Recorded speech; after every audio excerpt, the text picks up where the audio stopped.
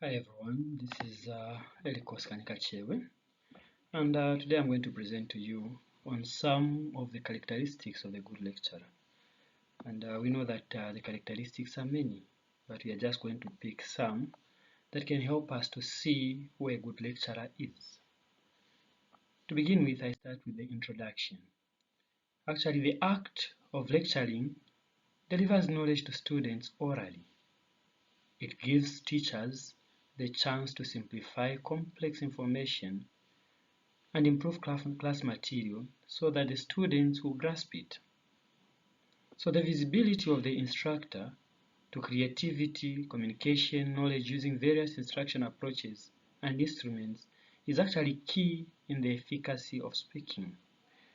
Actually, this could include PowerPoint, presentations, video courses, and visual assistances.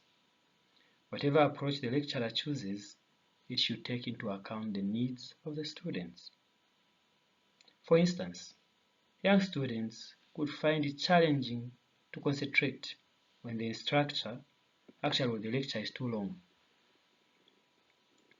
And this time when you look at younger students, their attention spans might not always favor a lecture-based approach. Hence, the professor should assess different learner kinds and the needs in order to have effective learning experience. Now we analyze. Actually, what we find is that there are benefits and drawbacks when it comes to lecturing. So, although the technique of lecturing is something very popular, there are some drawbacks. However, the benefits are quite many, and these include improving student ability to listen. It facilitates the lecturer's ability to cover a lot of material in a manageable amount of time. It also gives the professor or the lecturer the chance to receive immediate feedback, which is very important when it comes to learning. And it also helps you, once you are able to get feedback, you are able to improve yourself. On the other hand, we are also given a scenario where sometimes attention becomes a problem. It may be challenging for some students to grasp there and then.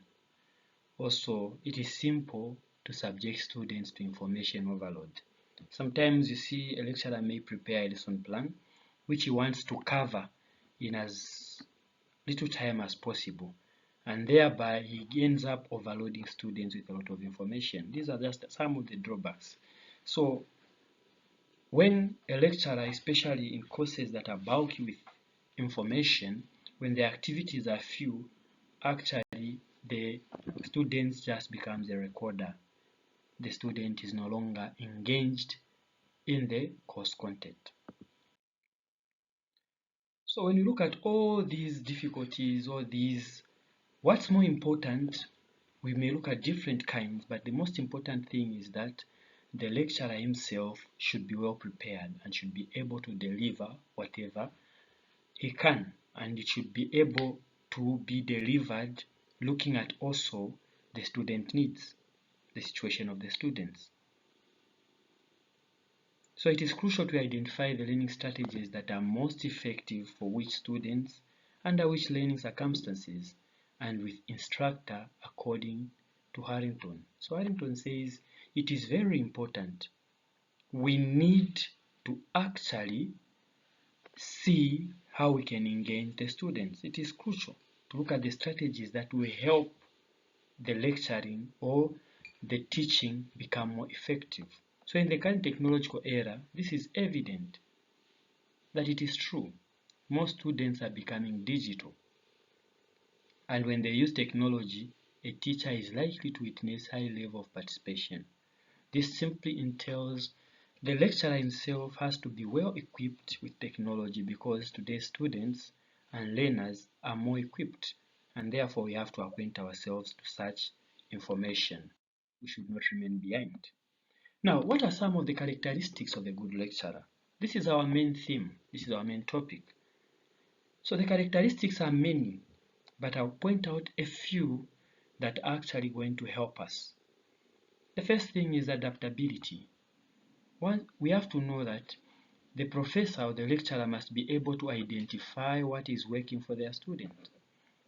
This means we have to look at student needs and the situation.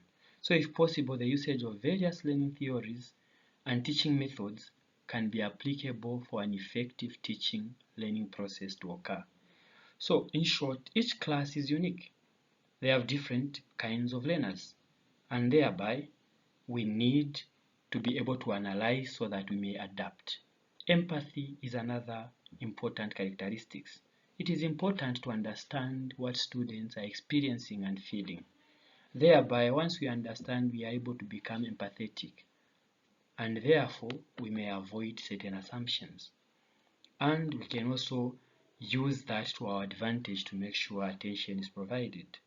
And then, one of the most characteristics of a good lecturer is that a good lecturer is patient. This way is able to identify the pupils who have learning challenges, because pupils usually have different paces of learning. So he's able to adapt his pace according to the learners that he has. Some may need more patience because they are slow learners. And a good lecturer must be an active listener.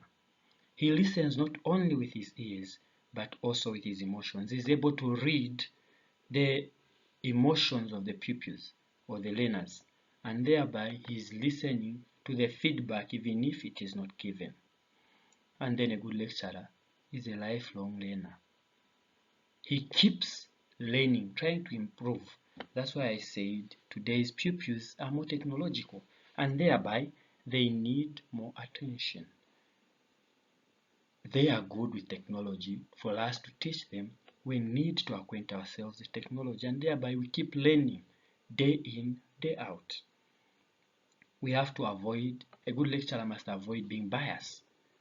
This is very important because learners are able to tell if you are biased or not. So the way we treat learners, we have to be balanced, and we have to make sure we don't favor one against the other, but we take them as our own who need to be taught, who need to be engaged, who need to be given a fair chance in learning. Then a good lecturer is always respectful. He shows a respectful attitude, which attracts respect also from those that he is teaching.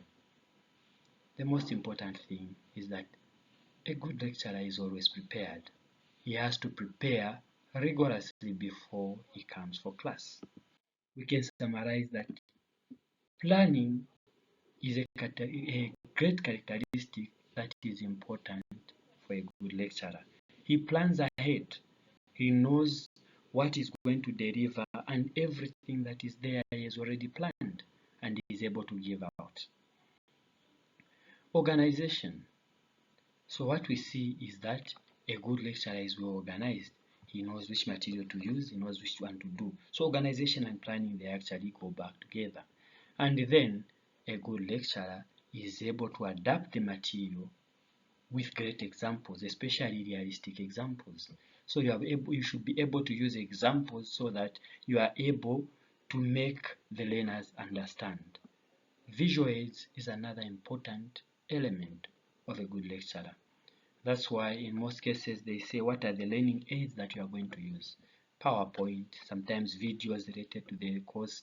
These actually help learners to understand, and whatever they see usually stays more than what they hear. So what we say must be accompanied, if necessary, with some visual aids. So in summary, it is the way you handle your lecturer, the way you engage your learners, the way you present it will help learners to engage themselves in the course content.